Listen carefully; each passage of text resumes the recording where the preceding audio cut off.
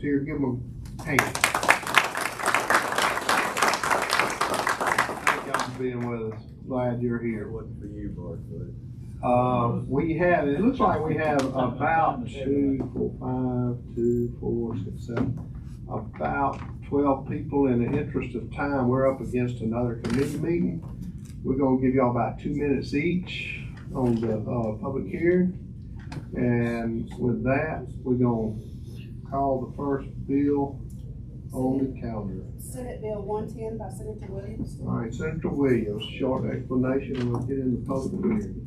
Well, this is a bill that's very much needed to keep our loggers in business. We feel like we're being abused on the highway, being stopped so much, and our insurance is running between $10,000 and $30,000. I've talked to a bunch of doctors, their insurance is running between $30,000 and $50,000 for malpractice insurance. This bill does not change a lot in the legislation to me. The new legislation will limit to only having 3 trucks pulled over at a time instead of 20, which if I could show the video, I could show you that many pulled over at a time in the video. The gross weight will stay the same at 80,000 pounds. It will only change the actual weight. We can add some to another axle. And I was gonna let Tom Sanders explain the rest of it to you. Saunders. Said it right, he knew I was talking about. Mr. Saunders, if you want to give a short, some extended explanation before your testimony, or do you want to do it all in your testimony? Mr. Chairman, I think I'm going to defer my time to some real people. Okay, If that's a better use of the committee's time. that's entirely up to you, sir. I'll be available to answer questions. All right, sounds good. All right, with that, we'll get into it, and we'll go with who we on this side? All right, Anna Morgan. Someone else can go before me. Sorry. She wants somebody else to go. Okay, that's fine. We're gonna let the law. Okay, just tell us who you are and. Yeah. Good afternoon. My name's Russell Johnson. I'm the owner of Coastal Plain Land and Timber Company in Pike County, and I'm also third-term Pike County Commissioner. Appreciate y'all's time today. We have some people here can speak a lot more educated than I can on the technical issue with some of this axle weight. I'd like to talk to the operational sense, what I see in my business each day. Is Senator said, insurance is one of our biggest inhibitors to running, getting people in our business, keeping them in our business, and it being affordable and profitable where they can work and make a living. Now that we have a mill in Pike County, I see a lot more on a daily basis with our office 3 or 4 miles down the road. We get drivers that there's 3 issues in this bill. I want to speak on 2, the appeals process and the axle issue. I have drivers consistently that are under the state allowed maximum weight, 88,000 pounds, that are receiving overweight tickets because they're over on one of the other sets of their axles.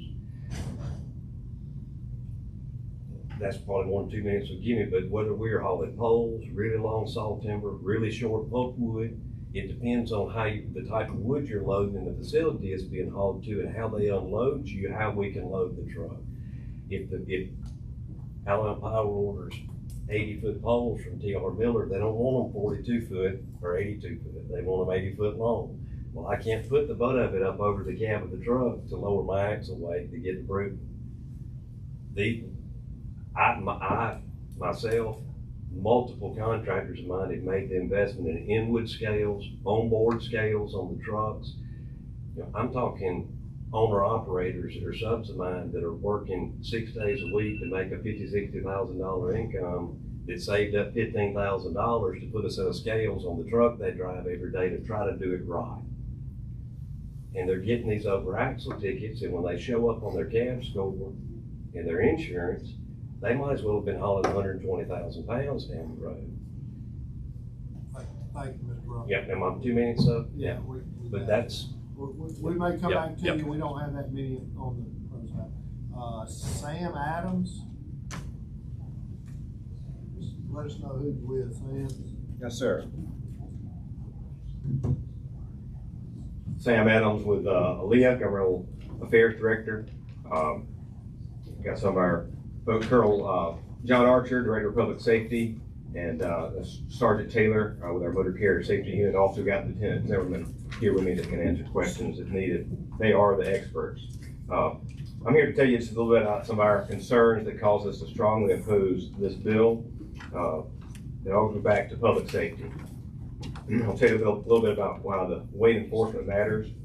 Our Aaliyah troopers in the Motor Carrier Safety Unit work hand in hand in partnership with ALDOT to run the unit. ALDOT crews run the weights, the scales, and our troopers issue the citations. So these laws set limits on the weight and require proper equipment like lights, properly maintain brakes, and ensure that drivers are licensed, medically fit to operate safely. So just as troopers are patrolling the highways, and that reminds drivers to obey the speed limits, our weight enforcement crews ensure that CNV operators remain committed to safe operation. Most drivers comply with the law, but enforcement data shows that 20% of trucks receive citations that are being weighed. Half of those are for being overweight. And nearly half of those that are overweight are violations involving folks in the log industry, logs, poles, or lumber. They've handed out a flyer with just some data and some of our concerns, also a packet that shows you some of the individuals and carriers that we're dealing with that cause these issues from crashes and not properly maintained things. So you can see those, and we just want to finish up by saying that this bill would limit enforcement. It would restrict our trucks to how many they could weigh at a time, and that could clog up and make us wade through trucks that need to be weighed and need to be inspected. So I know my time's up. I'll take any questions later if the committee needs to. Thank you. Thank you very much. All right. Is it Justin Hardy or Austin Hardy? Justin. Justin. Yes, sir. Thank you, sir. Thank you, ladies and gentlemen, again, for the opportunity to speak with you today. I'm Justin Hardy, the county engineer in Lee County, and I've got serious concerns with this bill. This bill would allow log trucks to increase the weights they can place per axle on Alabama roadways. We know many of you supported Rebuild Alabama that has allowed us to try to make improvements to our deteriorating roads and bridges. Counties, cities, and the ALDOT have been working hard to fulfill the promises that were made in passing that. Work is being performed now on roads that where the original surface was placed in the 50s by the Farm to Market program. As written, this bill would increase the damage imposed on those roadways and bridges, which undermines the impact from Rebuild Alabama.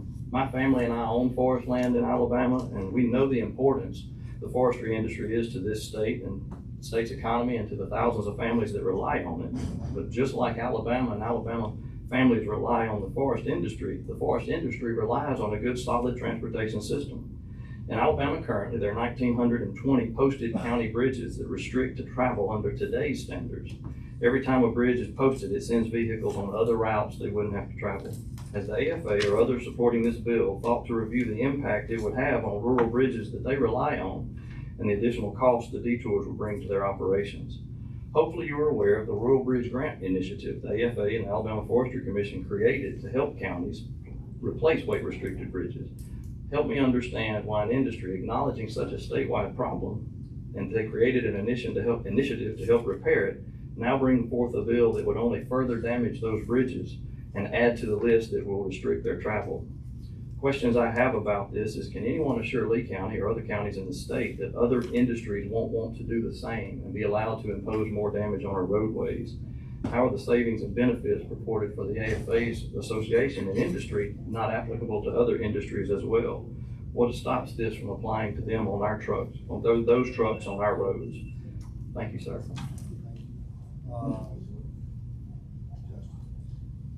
Tom Gilpin. How y'all doing? I appreciate y'all having me. I'm a Fort Green Forestry, Fort Green Land Services. We run, 5 company line crews and we're spread out across central Alabama. I think this bill is important, we're not really it's not gonna be overweight as a gross weight. You know, all we're asking for, years ago, now guys used to haul over it all the time, but these loggers, they're here today doing much better than I ever had. I'm doing 39 years. You know, all we're asking, when all of a sudden it got where we're hauling under 88,000, then they start getting tickets for. We've had trucks get over actually weighed 84,000. And these guys are just trying to enforce the law. We understand that. We want to do right. That's what we want to do. And like I said, I just hope y'all consider this bill. I know the county commission don't want it, but you know, where I'm from, Bullock County, Park County, you know, all those little stores down there, we feed them every day. I mean, these guys, a couple $1,000 a day. I mean, our drivers go in there and get something to eat, and I just, you know, I think it's important that what little bit we can get, it's just a little, we're just asking for a little, just helps out so we continue to do right. We want to do right. We put $8,000, $10,000 scales on our trucks and try to do the best we can. A lot of young guys here, you know, the loggers and the landowner ones that are catching the grief from it, really. Our costs go up, stumpage goes down, and landowners get less for the product, just period. And you haul long, little, you know, how you want to do it. You know, the safety part of the weighing thing, I think, you know, when they get them lined up and it gets, you know, sometimes it gets confusing for the drivers and all that. And, but the main thing is the efficiency for our guys. And like Russell said about the insurance, keeps going up every day. Some of these guys are paying, individual guys paying $25,000, $30,000 a truck, and they just can't make it. So we have to keep buying trucks as companies to keep up with production and haul these meals. So like I said, we appreciate y'all, what y'all doing, and we appreciate your help to get this thing passed. Thank you. Sonny Bradford. Mr. Chairman, thank you very much. I'll just let y'all pass something out if you can, which will reduce how long you have to listen to me, which I'm sure y'all will be happy about that. I want to touch base on the kind of the details and guts of this legislation. It would increase the axle weight limit, which today is effectively for a tandem axle on the back of the trailer, 40,000 pounds. It effectively moves that to 48,000, moves it to 44 plus a 10% tolerance, moves it to 48,000 pounds. I spent some time trying to think about how to illustrate to you what 48,000 pounds is, because you're going to hear a bunch of numbers today. You've already heard a bunch of others. A full-size adult African elephant weighs 12,000 pounds. He's 10 feet tall and he's 30 feet long. We're talking about a piece of legislation that would allow 4 full-grown African elephants to stand 1 foot on one tandem axle and 1 on the other, and then that trailer be pulled back and forth on county roads, in the curves, stopping, creating ruts and potholes on county roads. I talked to the engineers, and this is my visual aid. Resurfacing, generally speaking, counties lay 1 inch of asphalt on the road. 48,000 pounds on 2 axles will create ruts and potholes that will certainly deteriorate the progress that we've made since you passed Rebuild Alabama. The Texas Transportation Institute's recognized really around the country at Texas A&M as the kind of the foremost place to talk about research on the impact of road activities. And you'll see there what I gave you. The fundamental cause of pavement failure is the application of a tire contact pressure that exceeds the load carrying capacity of the road. We don't have a single road in Alabama at the county level that's designed to carry 4 elephants. Thank you, Mr. Chairman.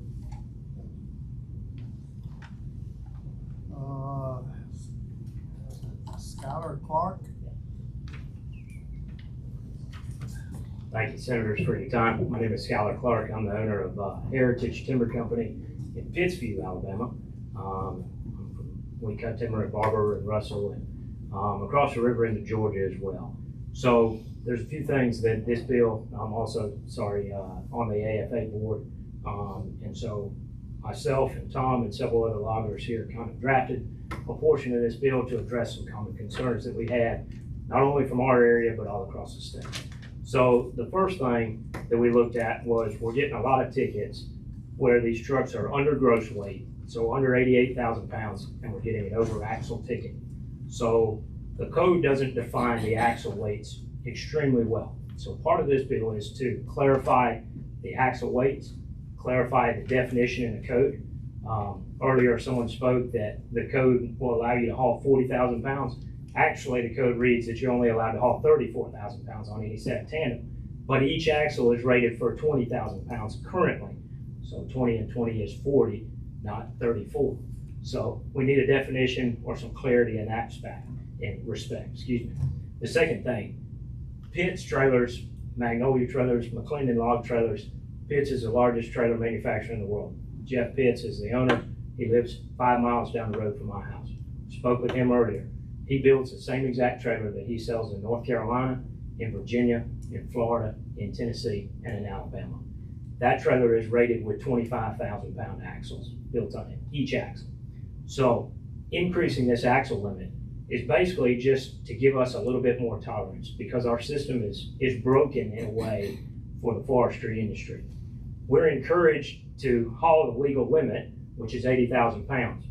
The wealthiest man in the state of Alabama, Jimmy Raines, has 15 log trucks and trailers parked on his yard right now because he could not make money hauling logs and pulpwood in the state of Alabama with his own forest products trucks.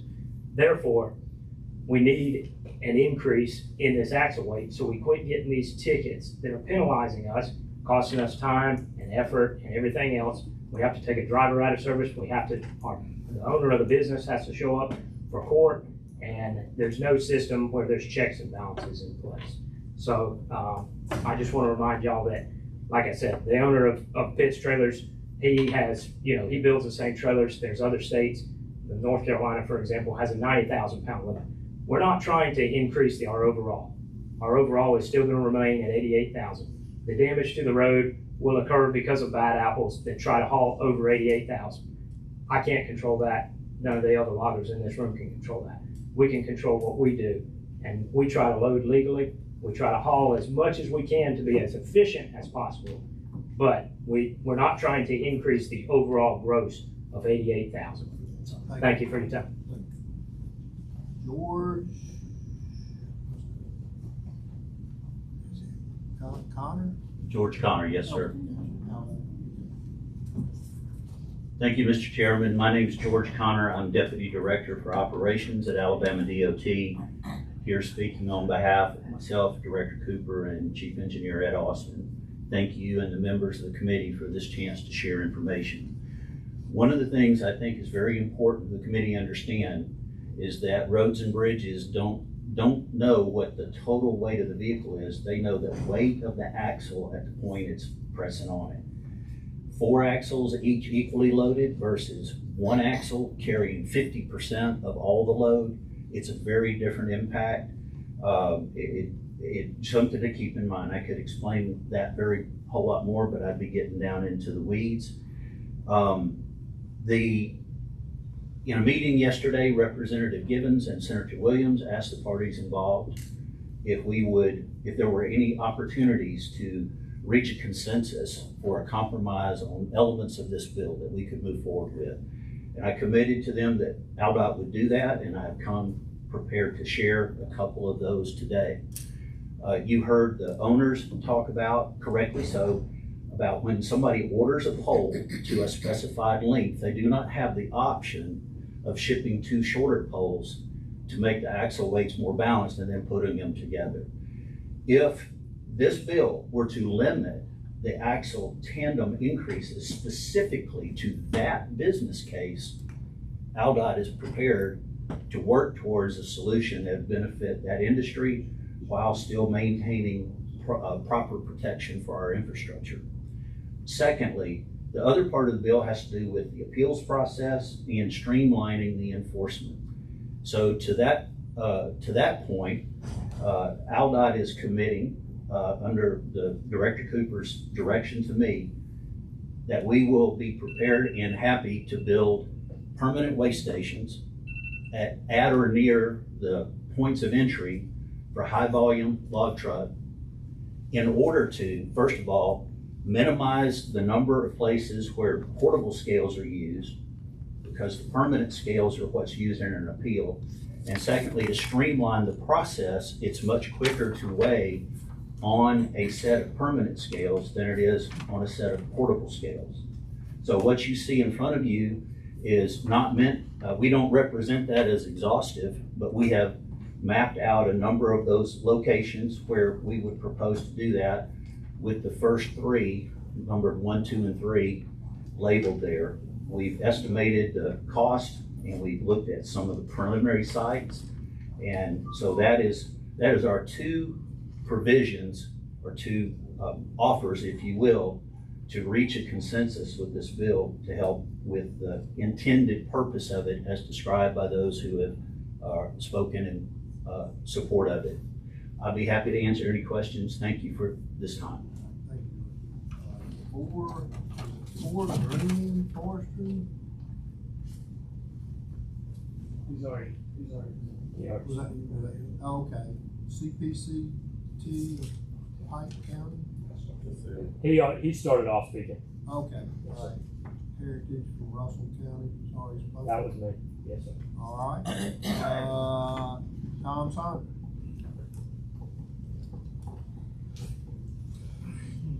Thank you. Thank you, Mr. Chairman, members of the committee. As you walked in the door, Anna Morgan gave you a packet that highlights the impact of the forest industry and the counties that you represent individually. And I'd appreciate it if you just take a few minutes and look at that. And, you know, you're tired of hearing me say this, but as far as rural Alabama goes, you know, in many cases, we're the only game in town. And the economic impact that we bring to some of these counties is, might be all that they would have. So anything we can do to help our logging supply chain would be greatly appreciated. I appreciate George actually going back and trying to come up with some ideas. We'll certainly work with him on that. 3 areas of the bill, real quick, are the axle weight, increasing axle weights but not increasing the gross weights. Second, limiting the number of trucks that can be pulled over at one time to improve safety. And then third, we wanted to have a streamlined appeals process. When these gentlemen have to go to court to discuss a ticket, the owner of the truck has to go, the driver of the truck has to go, troopers have to go, be off the road. They have to go fight it though, because it accrues points that is factored into their ability to get insurance. So if they go to court, they have to take the time off, they got the court costs. It's just it's a process that I think we can make more streamlined and work something out. So we again appreciate your consideration, and thank you, Mr. Chairman. Thank you, Tom. Hannah Morgan Duke, you were listed. Did you have anything to add? Unless y'all have any questions. Unless there's some questions. All right, Senator Williams? I did have one question. I think it was the second gentleman that talked, with anybody can answer it. When we were able to haul 90,000 pounds through COVID, does anybody have statistics on what roads, how much damage we done to a road or anything? Because I can't find it, but there's several people talked about the damage on the roads. I'd just like to know what kind of damage we done during that time.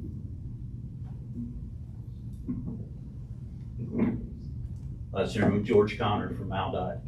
So we have pavement condition assessments that show a decline in pavement. We don't have anything that differentiates the increased loads that were done temporarily for timber versus any of the other commodities that also had the increased weight. One of the things about this damage is there is no immediacy, meaning the first time on a state route, I'm speaking for state routes, that a heavier axle crosses, the whole thing doesn't crumble. It distresses it, the distresses build over time. The increased weights during the COVID, during that declaration of local and national states of emergency that authorized us to make those changes, was limited in time and limited in duration. When those declarations expired, those additional weights stopped. So there is a time element that's relevant to that discussion. It's a very good question, but that's the information I can share to help answer that. Senator Carlin. I got a question, and I don't know exactly who needs to answer this one, but I had a meeting with Mr. Adams a couple of years ago about this because, you know, I was a county commissioner, so I'm sympathetic with that cause. I know people that are in the forestry industry, so I'm sympathetic to that cause. A lot of our trucks, as we've heard, have gone to starting to put digital scales on. And I don't know if it's possible or not, but I brought this up because as you go down Highway 29 in Covington County, there's a spot on a hill where they like to pull trucks over. And it's dangerous because you get them, they're just stuck out in the road, and it's like, hey, common sense say, let's let these guys move up somewhere else to get off the road. But is it a possibility these that are investing in these scales could have them certified by the Department of Ag, and so you guys could look and say, hey, you're clear to go, or have a sticker that says, you know, we don't need to pull you over, you know, and streamline the process for the people that are investing in these scales? You know, I mean, I don't know. I'm asking that question. So, Mr. Chairman, may I answer? Yeah, go ahead. I'll just say this, and I didn't get to talk about this much, but the scales themselves, portable scales, are inspected, repaired, calibrated quarterly by the Department of Ag and Industries. Our troopers, the chief of the weight crew, they go and they watch the individuals in Ag and Industry put that scale together, and that's their scale.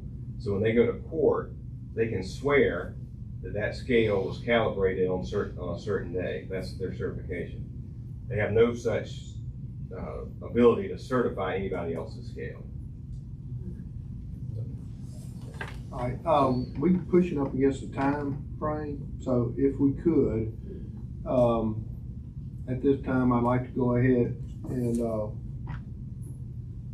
we got 2 more bills behind this, and there's still some work to be done on this. I do believe, and I believe we get there. So Senator Williams, would you like to make a motion at this time? Make a motion to pass it. Favor report. Motion to give the bill a favor report. Second. Have a second. All in favor say aye. Aye. All opposed? No. The ayes have it. Bill's given a favor report. Clerk, call the next bill. Senate Bill 64 by Senator Livingston. Mr. Chairman, Senator Livingston. may I do this from the chair, it'd be fine.